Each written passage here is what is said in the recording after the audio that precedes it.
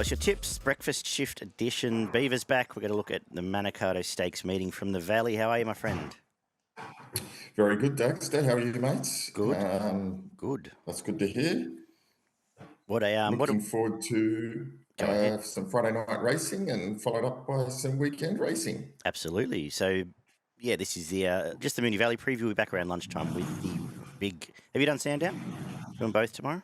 I have done Sandown for the weekend. Yeah, interesting card. It is an interesting card. The sun's come out in Western Sydney too, so the track might be better than I'd anticipated. We'll talk about that later. We've got Moonee Valley to talk about first, and this is one of the toughest Friday night meetings, one of the best tough Friday night meetings I've probably ever seen. This was tricky stuff. Scratchings have helped the first couple of races, but tricky business. What have you made of this? Yeah, good little card to get your head around. Plenty of chances in races. I thought the overall racing and fields were pretty good, and I thought it made for a nice, interesting night meeting for us to try and find some winners. Absolutely. Rail is true. It is a good 4, and so generally, rail is not true, actually. It's 3 metre position, which is usually the fairest position, I find. That said, Friday, we get to some of these night meetings, as I can't talk at 8:30 in the morning. Sometimes it is very on pacey. So we'll watch and learn as we do at the Valley, and we kick off with a 3-year-old handicap over 1,200 metres, and this is a good start to the card, and probably made easier by the Moody runners coming out because I gave them both a chance. But I'll let you open the batting here. Yeah, the rail position and how the track might play in this night event made it a little bit tricky early on in the card, at least. And I was trying to get my head around it because, Moonee Valley last start kind of, you want it to be slightly off the fence and down that part of the laneway of the track. Look, I found this one a bit tricky. I thought the favourite was a little bit skinny. I know it won its only start by 6 lengths, but that was in a sale maiden. So that may have been looked a bit better than what it was. So that was always hard, but it does have the inside gate. So if it pushes up leads and there is any advantage, it'll be hard to beat. But I've gone for Stolly Bolly around the $5 mark. I thought its form prior to the last start, which it was only 3 or so lengths behind Angel Capital, and that was a pretty tough run that it had there, was pretty good. I thought, and it was drawn a little bit wide and got a bit caught wide there and just gave out at the end. I think it can run well here. Gate 5, I think, is a good setup. And I'm hoping it can sort of sit out, one back, and present at the top of the lane and hopefully run over the top of them. Very good. You could make a case for literally every horse in this field, which is very tricky. I actually had Super Menina on top, the scratching. Keep an eye on that trialled really well, that Moody filly. I'm going to end up putting the Godolphin filly on top. I had it as a danger. Lovely looking Lonhro filly that did some good stuff its last couple. Once it got to the 1,200 metres, I think from gate 2 it could be further forward. It looks to have a nice finish on it, but I honestly think Stanley Express could be a gun. Gallant Sun, we don't know the bottom of. And I agree, Stolly Ball is a chance. I haven't said a lot here, but I may have a small bet now on the Godolphin runner, Thames, in the first. The second is a benchmark 84 over 1,100 metres, which is another cracker. 1,200 metres, sorry. Which is another cracker, and the lead up comes predominantly through the Flemington race a couple of weeks back. The lack of pace here, I went looking to take on War Machine, and then the lack of pace and Blake Shin drawn from an outside gate actually ended up putting it on top. I think this might be a very nice horse. It made a believer by the time I finished this form. Did some good stuff, both runs last prep in pretty slick time as well. Trials were good, and as I said, it probably gets control here. From Gumdrops, who is one of mine, is $8, trialled well, and the 2 times it's been to the Valley, it won the Typhoon Tracy and another listed race, undefeated, track and trip here. And in my head, I started out thinking she was the best horse in this race, so I'm going to go with the 2 freshies here, but another one where I would not talk you out of anything, really. Who do you like? Just on mute, mate. Yeah, I was a little bit similar. I was trying to find the pace here, and I'm thinking Barracuda might have come across and try and take up a forward position. I had War Machine and Barracuda pushing across. Yeah, which gives it a huge chance. And War Barrack, I Machine didn't does mention look it. like She is a it's ripper, Barrack Hill. yeah. I Yeah. mean, it's just so honest, and they've been sensational runs, the latest ones.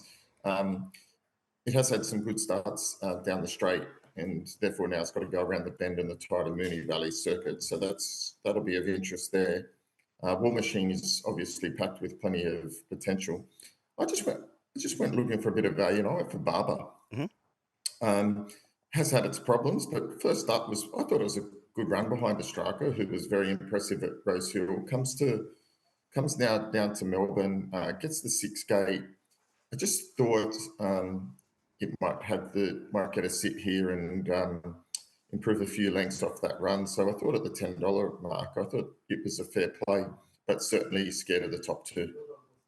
That's a fair call. I didn't mind that first up run at all. I agree. The third is, or was, the maddest 955-metre race I can remember, but scratchings have made it a little less mad. Still a lot of pace here. And I was looking for some swoopers with clear air, given how much pace there was up front. I think they'll be a bit more settled now. We've lost some of those scratchings. But I ended up putting Scuderi on top. It comes off stalking Mornington Glory. Its last 2 runs, back to 955, where it's had 4 wins and a couple of placings from its 6 starts. And with the heap of pace up front, I thought it might just be in the right spot to swoop over the top and run well, still at a double-figure price. And I thought even Marble 9 dropping back could be the other swooper there. Those thoughts were more with the whole field in, with a bit less pace up. Maybe they'll just watch Salui and Field go around in front. But I was looking for swoopers. You can still get an each-way price on both. Skiddy will be my best result in this one. What are you thinking?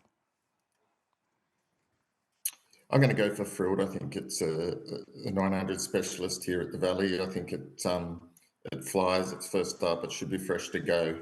And it's got the right jock on board and the right barrier to be hard to beat here.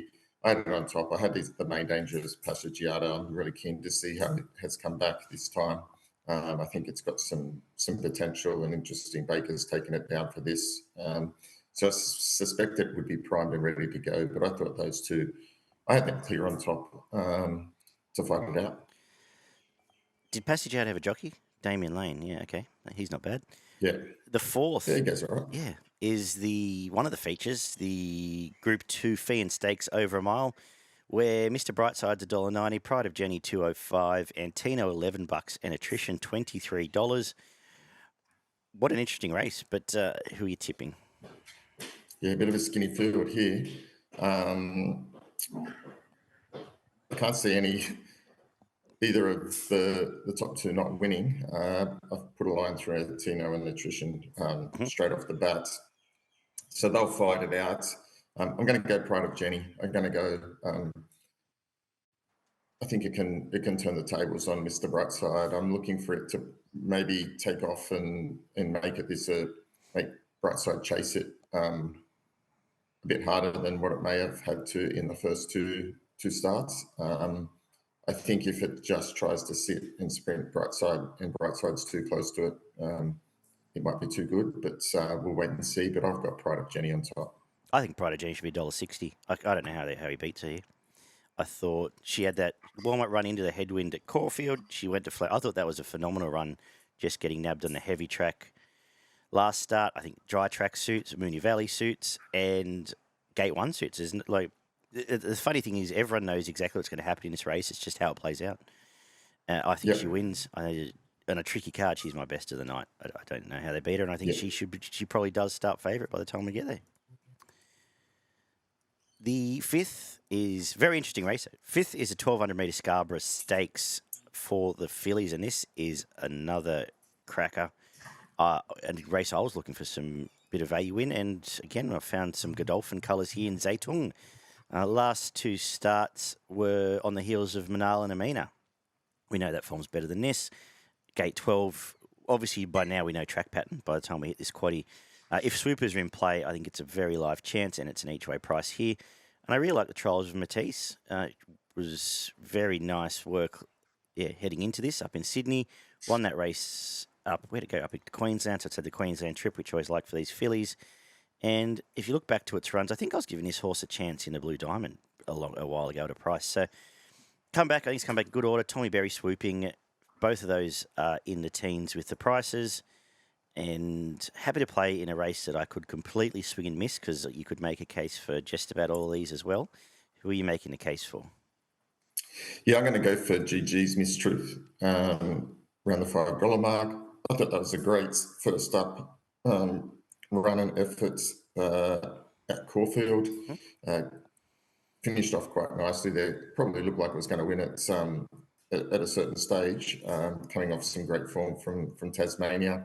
It franked that, and that just says to me that it could be up to this class and certainly up to a decent campaign. So I'm going to have it on top. I think Gate 4 is perfect. I think he can get in the running line, and if it finishes off like it did and produces that from what it did last start, I think that'll be good enough to win this.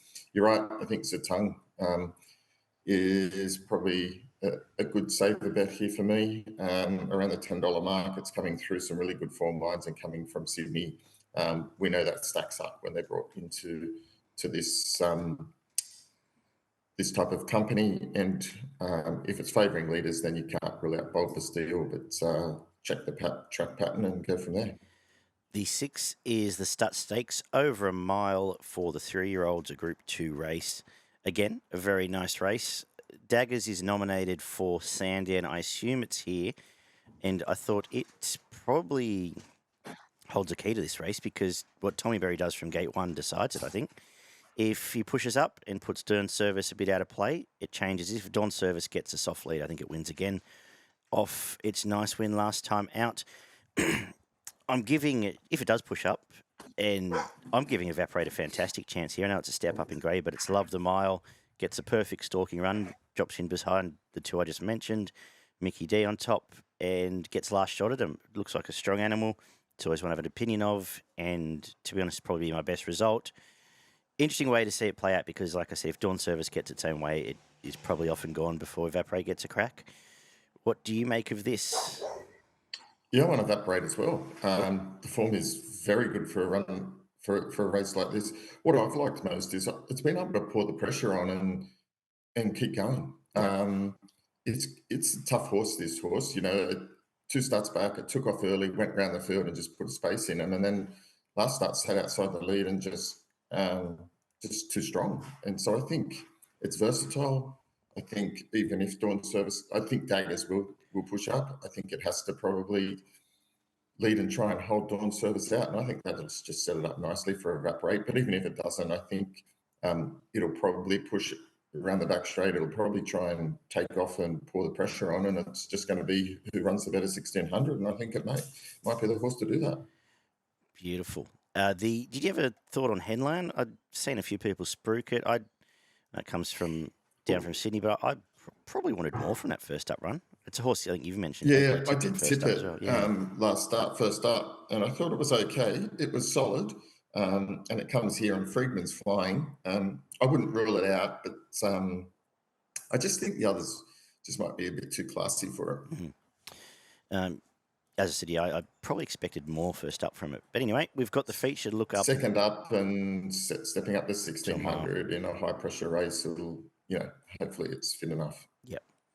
The feature is the Group 1 weight for age Manikato Stakes, won last year by Imperatriz. In the past, Bella Nipotina, Chautauqua, Lankan Rupee, Buffering, Haylist, Miss Andretti. So a fair honour roll. And we've got a great rendition of this race.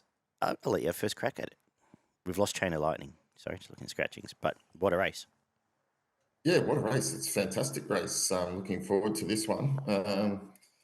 Just going to go with Growing Empire on top. Love the first 2 runs, this preparation. It'll now be at peak fitness. Gate 6 is perfect for it, I think. 52 kilos. Obviously stepping up into the top class Group 1 event. We'll test it.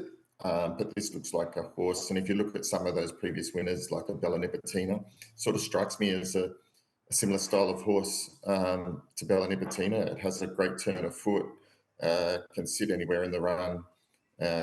It's got everything pointing in its favour here.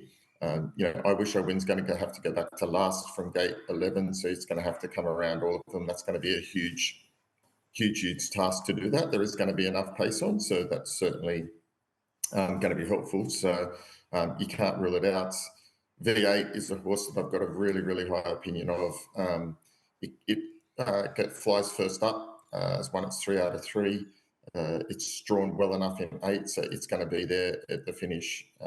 So I kind of had Growing Empire in front of V8, but even a horse like Recommendation, if it's suiting front runners and horses on pace, I wouldn't rule it out. I'd certainly be saving on it. So V8 and Recommendation at $10 are certainly horses to save on, but I'm going to go Growing Empire. Just can't get off this horse why it's going so good.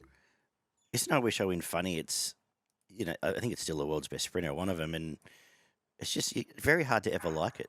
I mean, I'm not really interested in here. It's like it's going to be out the back and trying to catch some very good sprinters at the Valley with a grand final in a couple of weeks. I like a couple here. I wish Hayasugi had been drawn out. I liked it first up. It was a great run. I hope Jamie Carr, and she's one of the best for actually using inside gates rather than snagging, goes forward from gate 2. If she takes a position on 50 kilos, is a live chance. The one I came round to the most here, though, is Estrella. I thought she was enormous first up. When I went back and watched that, did the replays, she was 3 wide outside the lead in a 1,000-metre Group 1 and was still in the finish there. And now I think only it and Recommendation and it are the only 2 leaders, unless Growing Empire does push up. And I think it sets up really well, around $6. Blake Shin, who's as good a judge of pace down there as anyone. Real life chance, almost top pick here. Now I'll go Hayasugi from Estrella. If the gates were switched, I would be much keener the other way, ironically. I'm not looking at you at all because I agree with your other calls. And Growing Empire might just be a superstar. We don't know yet. I assume one of those Yulong horses end up in the Everest within the Yulong slot if they run well here. The 8th is any final thoughts? No. Yeah, no, it is tricky. Like you're saying, with I Wish I Win, it's we say it, could be one of the world-class sprinters, but and if he wins, too many placings. Well, because it's racing style. Yeah, it's all it's 22 starts, 7 wins, 12 placings, so it's really out of the placings. But second up had 7 starts for only 1 win, 6 placings. So it's one of those horses that it's going to be finishing hard and flying home. But it's just going to have to give him a start. Gate 11 out the back at the Valley, 1,200. It's going to have to be at its best. 100%. And I'm just going to treat it. If he knocks us off, he knocks us off. End of the day. If he produces something phenomenal, 100%. You go, okay, we got done, but just never interesting. I'd be more interested in the Everest at Randwick, but not here. Yep. Anyway, the last is the Stock Stakes for the mares. Always a strong form line. And I think Grinzega Bell pretty much gets her own way in front here, unless Jenni Lala pushes up with the blinkers on a good track. I'm taking on, though, on a good... It comes off a sort of one goer on a heavy track, I thought. So it comes here where I think there's a little bit more pressure. And I think, first of all, I think Jenni Lala can beat at home. Second of all, I like the way Marikana's going. Had a short... freshen up from the Queensland runs where it ran really well. Beat home Cepheus up there and started single figures against Le Creek and was only a length off it in one of those Group 1s in Queensland. Tick over trial, Mickey D in a perfect stalker spot, 20-1. I'm going to find out in the last. I'll put it on top from Jenni Lala, and I think Aselfina can also run really well here as the 2 dangers. What are you thinking? I'm going for Alsafina. Loved the first up run. Yeah. Thought its form in WA was good, and now it came to Melbourne, and that was a good run first up. It loomed up, and I think it's probably fitness just gave out a little bit there. I think now getting out to the 1,500 suits. I know Grinzega Bell beat it comfortably last start, but I just think this might be suited far better. Has a good fresh record again. 16 starts, 9 wins, 6 placings. It's always in and about. I don't think it'll miss a place, and I think it's going to be hard to beat. The main danger, I thought, second to none could run well. Okay, yeah. Mixes it won well 2 starts back with a great finish, got well out of its ground last start and finished off okay. If there's pace on or enough pace and it gets a crack at them in the straight, I think it's got a nice little finishing spurt that could be hard to beat. And that stable are very good at picking the right Melbourne races off. They are. To finish the card. Are we doing a quaddie? Should we do you have a crack at it? Should we tee them up? I'll have What a are we crack going at to the do? quaddie. Go for it. Yep. We'll just let Beaver has his chat there. While he's doing that, my best on the card will be race 4, number 4, Pride of Jenni. Very hard to beat. And my value, we've lost Super Mina. So let's make it Zeitung, race 5, number 8. Beaver's back, is he? Beaver's back. All right. Give us your quaddie, your best in value. Yep, my quaddie is starting in the first leg, which is race 5. I'm going number 4, GG's Mistruth, number 2, Bold Bastille, number 7, Zeitung, and number 3, Bellatrix Star. In the second leg, race 6, I'm going 3, Dawn Service, 4, Daggers, 2, Evaporate. In the third leg, race 7, I'm going 12, Growing Empire, 8, Estrella, 2, V8, 3, Recommendation. And in the last leg, I'm going number 5, Alsafina, number 7, Jenni Lala, number 4, Second to None, and 3, Maracana. Wow, leaving the favourite out. Yep, Okay. going for some value. Yep. For the record, that favourite is still a chance. If you like it, I'm not going to knock anyone. Yeah, 100%. I just think sometimes if you get 2 or 3 favourites earlier, you're going to get no value for your money. And like my random quaddie last week, which I think I owed them money. Quaddie, you need to pick something up, right? Yeah. So that's my view. Fair. My best bet is race 4, number 4, Pride of Jenni. And my value bet is race 2, number 3, Barber. Love your work, mate. I'll let you go about your business for the morning and see you in a few hours. Punters, we'll see us tonight or this afternoon for a look at grand final weekend from Sandown and, of course, the Golden Rose in Sydney. Take care, guys, and we'll talk soon. Ciao for now.